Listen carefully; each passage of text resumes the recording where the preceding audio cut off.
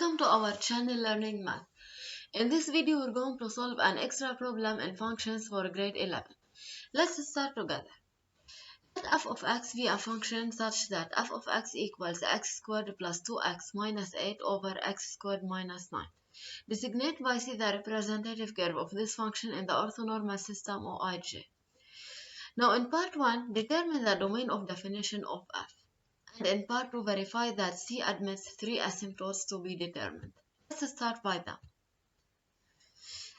In order to determine the domain of definition for a fraction, we should keep in mind that the denominator is different from 0.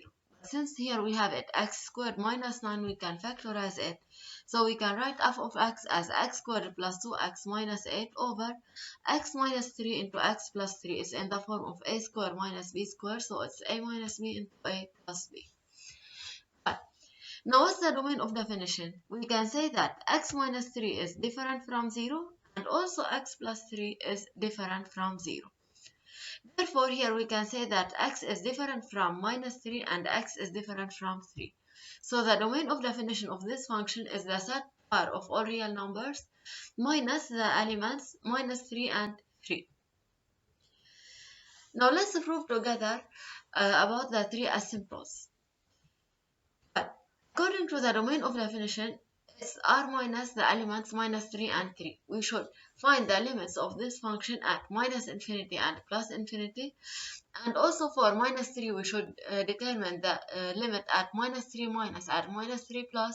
Also the limit at 3 minus and 3 plus. Let's start by the limits. Here limit for f of x as x tends to minus infinity. Note that since we have a fraction of polynomials, we can choose the highest degree on each numerator and denominator. So we can write it equal to limit at minus infinity for x squared over x squared. Note that we can simplify x squared by x squared, so it's equal to 1, which is constant. Well, here limit at infinity is constant, so we can say that y equal 1 is a horizontal asymptote to C at minus infinity, since it's here the limit at minus infinity is 1. Now what about the limit of f of x at plus infinity? Also at plus infinity, we can find the limits for the highest degrees at both numerator and denominator in this fraction. So we can say that it's equal to limit as x tends to plus infinity for x squared over x squared. Also we can simplify them, we get it equal to 1.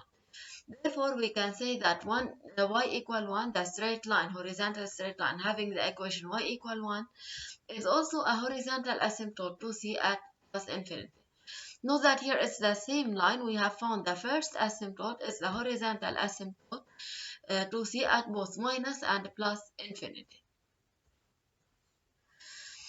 Now let's find the limits at minus 3 minus, minus 3 plus, and 3 minus and 3 plus. Limit for f of x as x tends to minus 3 minus. Well, when we talk about minus 3 minus, here we can say that x tends to minus 3 and x is less than minus 3. It's equal to limit as x tends to minus 3 minus for the function x squared plus 2x minus 8 over x minus 3 into x plus 3. Now we can replace x by minus 3 unless on the denominator. Note that if x equals minus 3, then minus 3 plus 3 will be 0. On the other terms, we can replace x by minus 3. But on x plus 3, note that if we move here minus 3, the first term we get it x plus 3 tends to 0. And here if we move it, we get x plus 3 is less than 0. So x plus 3 will tend to 0 minus. While on the other terms, we just replace x by minus 3. So it's equal minus 3 squared plus 2 into minus 3 minus 8. We copy it. Over here minus 3 times 0 minus. Now we can just calculate them. Note that here we get it 9 minus 6 minus 8. So it's equal to minus 5 over minus 3, which is minus 6 times 0 minus. Why did we write it in this way? Note that if we look at the signs, minus over minus gives us plus. But here we have it minus, so we should keep in mind a negative answer. But when we divide by 0, we have the limit is infinity. So it will be equal to minus infinity. Well, limit at the constant minus 3, it gave us minus infinity. So we can say that in this case, x equal minus 3 is a vertical asymptote to the curve C. Now let's find limit for f of x as x tends to minus 3 plus. Well, here x tends to minus 3 plus, so x tends to minus 3 and x is greater than minus 3. Also here at x plus 3 minus 3 plus 3 will be 0. So here we can't replace x by minus 3. But on the other terms, we're going to replace it. But if we think about x plus 3, what should happen? If we move minus 3 here, x plus 3 will tend to 0. And also if we move it here to the first side, x plus 3 will be greater than 0. Well, x plus 3 tends to 0 and remains greater than 0, so it tends to 0 plus. Now we keep in mind that this will tend to 0 plus, and we can replace the other terms. So we replace x by minus 3. So it will also, by the same method, give us minus 5 over minus 6 times 0 plus. Here note that minus over minus is plus, and here we have plus, so it will be a positive answer. And since we are dividing by 0, it gives us plus infinity. Well, also limit at the constant minus 3 plus gave us plus infinity, so we can say that the straight line having the equation x equal minus 3 is a vertical asymptote to C. Now what about the limits at 3 minus and 3 plus? Now limit for f of x as x tends to 3 minus. First of all, x tends to 3 minus, it means x tends to 3 and x is less than 3. Now we replace f of x by its given value here. We are using the factorized form since we are finding the limits here at the points where the denominator vanishes. So we need to use the factorized form of the denominator. This is unknown. Well, note that when x tends to 3, x minus 3 will be 0. 3 minus 3 is 0. So we can't replace x in this term by 3. But on the other terms, we're going to do it. But here x tends to 3. If we move 3 to the first side, it gives us plus 3 will be minus 3. So x minus 3 tends to 0. And also here x minus 3 will be negative. So x minus 3 will tend to 0 minus. Well, now we can replace x by minus 3, while here the limit for x minus 3, it will be 0 minus. Now we just calculate them. At the numerator, it remains, it's here 9 minus 8, which is 1, plus 6, it gives us 7. On the denominator, 3 plus 3 is 6 times 0 minus. Note that here they are positive, but we have 0 minus, which will give us a negative answer. When we divide by 0, it will be minus infinity. So limit at the constant 3 minus is minus infinity. Therefore, the straight line having the equation x equals 3 is a vertical asymptote to C. Finally, we're going to find the limit for f of x as x tends to 3 plus. X tends to 3 plus, it means x tends to 3 and x is greater than 3. Now we replace f of x by its given value in the factorized form for the denominator. Note that x tends to 3, it means x minus 3 will tend to 0. And x greater than 3, then x minus 3 will be greater than 0. So here x minus 3 tends to 0 plus. Now we can write it in this form. We replace x by minus 3 and here we write the limit, which is 0 plus. It gives us by the same method 7 over 0 plus times 6. Since we have 0 plus, we are dividing by 0 and we have plus. Also these terms are positive, then it will tend to plus infinity. When we divide by 0, we get the answer infinity. Since all the terms are positive, we get plus infinity. Therefore, also x equals 3 is a vertical asymptote to the representative curve C of f. Note that we have just found 3 asymptotes to the curve representing this function, which are the horizontal asymptote y equal 1, and the vertical asymptotes x equal minus 3 and x equal 3. Well, now in part 3, study the variations of f and draw the table of variations. When we make a study of variations, it means we have to find the derivative of this function. We have f of x is x squared plus 2x minus 8 over x squared minus 9. We can use this form for the denominator since here we are not finding the limits at 3 and minus 3. It's in the form of u over v, where the derivative of u over v is u prime v minus v prime u over v squared. Well, how to write this derivative? Note that u prime, the derivative of x squared is 2x, plus the derivative of 2x is 2, and the derivative of the constant 8 is 0. We don't write it. So it's u prime times v, the denominator, x squared minus 9, minus v prime, the derivative of x squared is 2x, and the derivative of the constant minus 9 is 0. So it's 2x into u, which is the numerator, over v squared, the denominator squared, which is x squared minus 9 all squared. Now we can just expand them on the numerator. 2x times x squared is 2x cubed, plus times minus minus 2x times 9, it gives us 18x. Now plus 2 times x squared is plus 2x squared, and plus 2 times minus 9, it gives us minus 18. Also here minus 2x times x squared, it gives us minus 2x cubed, and minus times plus minus 2x times 2x, it's 4x squared, and minus times minus is plus 2 times 8, 16x. Now note that the denominator we copy it the same, sure. Here 2x cubed minus 2x cubed is cancelled. Also if we solve 2x squared minus 4x squared, it gives us minus 2x squared minus 18x plus 16x, it gives us minus 2x, and minus 18 we copy it, the denominator also we copy it. Now let's study the variations of this function. We need to find where f prime is 0, where it's positive, and where it's negative. Note that the denominator is raised squared, so it's positive for every x belonging to the domain of definition to this function. Then the sign of the derivative f prime of x will completely depend on the sign of its numerator, which is minus 2x squared minus 2x minus 18. It's a quadratic equation, so we need to study the sign of this quadratic equation. If you know something here, b is even, we can study delta prime, which is minus 35, it's negative. Delta prime, which is b prime squared, so it's minus 1 all squared, it gives us 1. Minus a times c, minus times minus plus 2 times 18, 36. So 1 minus 36, it gives us minus 35, which is negative.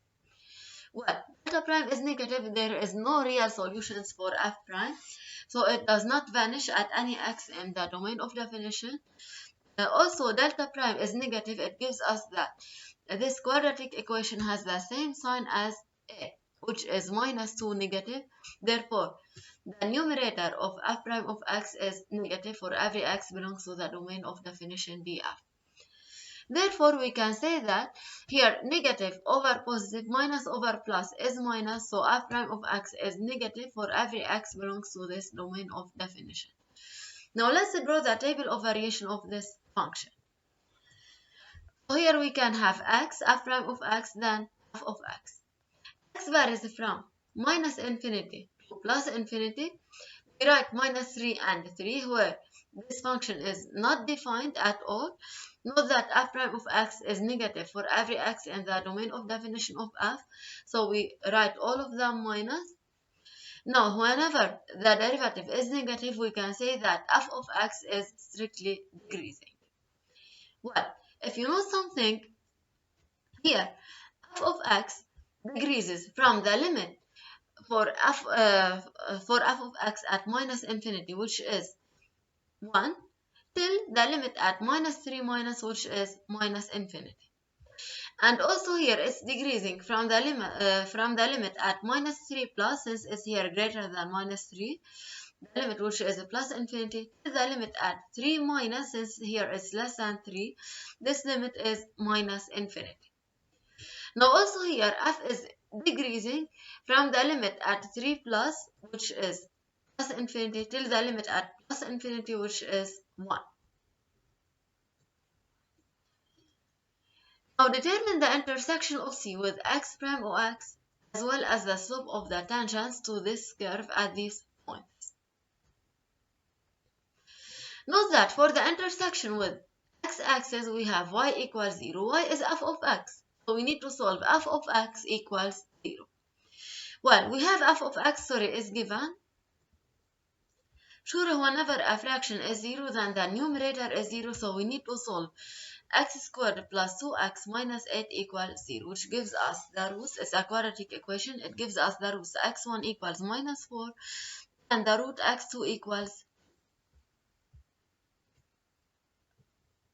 Well, now to find the slopes of the tangents at the points of abscissas x1 and x2. Know that the slope of the tangent is the derivative of the function at these points. So we need to remember the derivative f prime of x. We have its equation is given. Now we can say that a1 is f prime of x1. We can replace x by its value, which is minus 4, the value of x1. So it's minus 2 into, instead of x, we write it minus 4 all squared, minus 2 into minus 4 minus 18 over minus 4 squared minus 9 all squared. Now we can calculate it. We get that the first slope a1 is equal to minus 6. By the same method, we can say that the slope a2 at the point of abscissa x2 is f prime of x2, so it's f prime of 2. It gives us a2 equals minus 1 point. Now draw the curve C. If you know something, using the table of variation, at the first part we have it decreasing. It's decreasing from 1 till minus infinity, where y equal 1 is a horizontal asymptote, so it's in this way. And here, x equals minus 3 is a vertical asymptote to this function. Then on the second section, as you see, we have x equal minus 3 is a vertical asymptote. Then we have another vertical asymptote here, which is x equal 3. So if you know something, the curve will inflect to reach the second vertical asymptote, as you see here in the figure. Also, if you know something,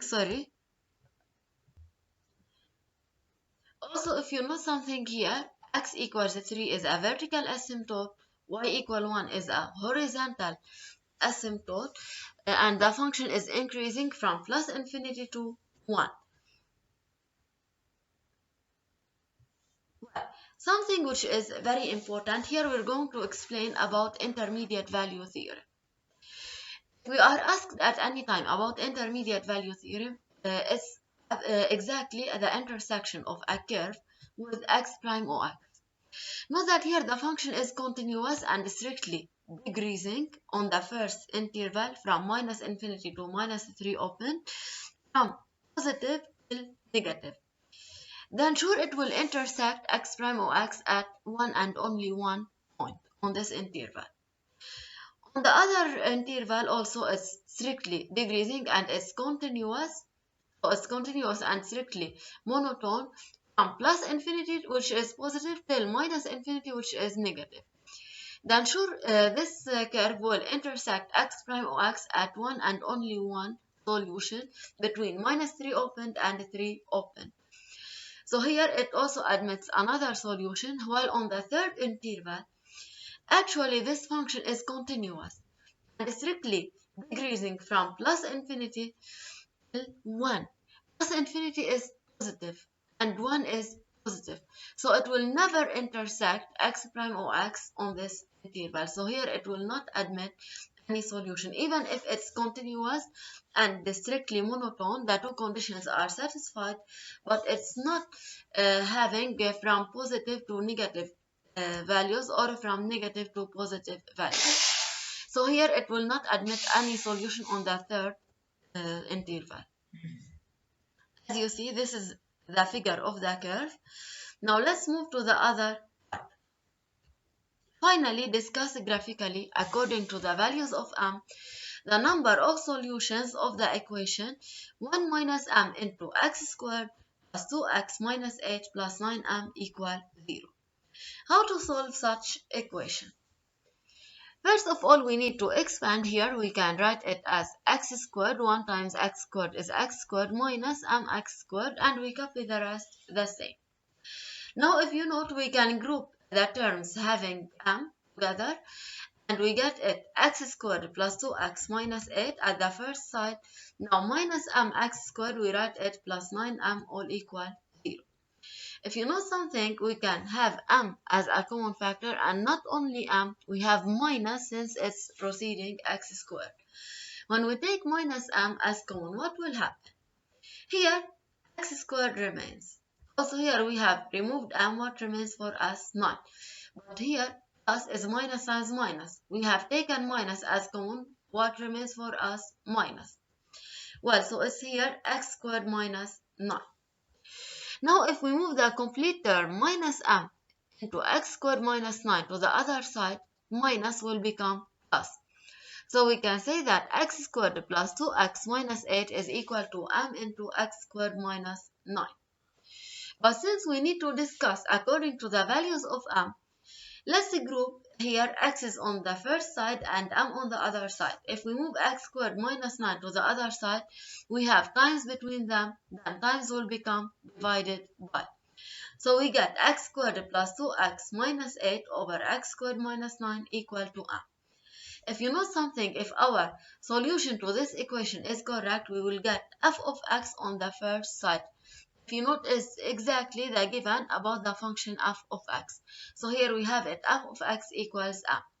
Now how to solve this equation?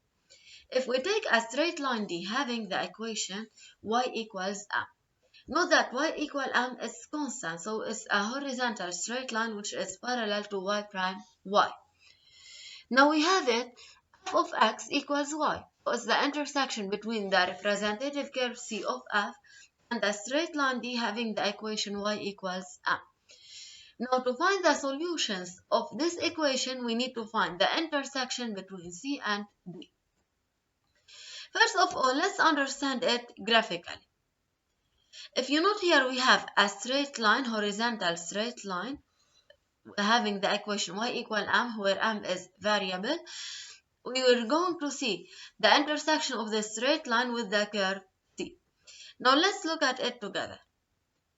However, this straight line moves.